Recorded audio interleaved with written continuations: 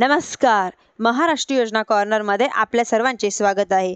आजच्या व्हिडिओच्या माध्यमातून आपण बघणार आहोत की लाडकी बहीण योजना म्हणजेच की आता लाडकी बहीण योजनेच्या ई-केवायसीच्या सुरू आहे. तुम्ही जर आतापर्यंत ई-केवायसी केली नसेल तर हळूहळू तुमची ई-केवायसी करून घ्या.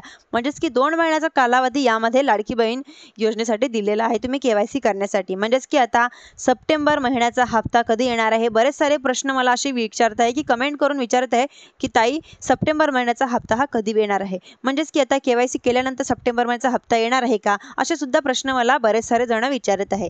त्या जाणून घेण्याच्या आधी तुम्ही जर माझ्या चॅनलवरती पहिल्यांदा आला असाल तर चॅनलला लाईक, सबस्क्राईब आणि शेअर करायला विसरू नका.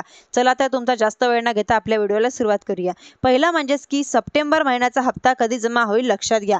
30 म्हणजेच की आता अजून तरी हा जी-आर आलेला नाही. या आल्यानंतर 10 दिवसाच्या कालावधीमध्ये तुम्हाला जो काही हा हप्ता आहे तो तुमच्या बँक खात्यांमध्ये जमा होणार आहे.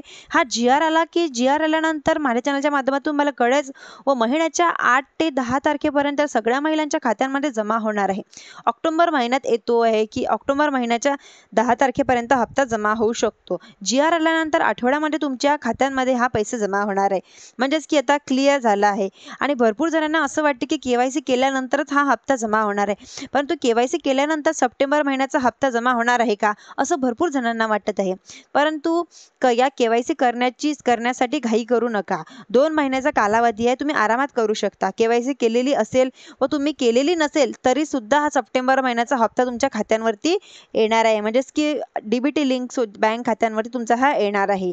म्हणजेच की आता केवायसी करून घ्या व नोव्हेंबर-डिसेंबर नंतरचे जे काही हप्ते येतील त्यांना मात्र केवायसी केलेली पात्र आहेत. म्हणजेच की ज्यांची केवायसी केलेली राहणार त्यांच्याच खात्यांवरती हे नोव्हेंबर-डिसेंबरचे हप्ते येणार आहे व आताचा हप्ता हा केवायसी केले नसले तरी बी येण्याची शक्यता आहे. धन्यवाद.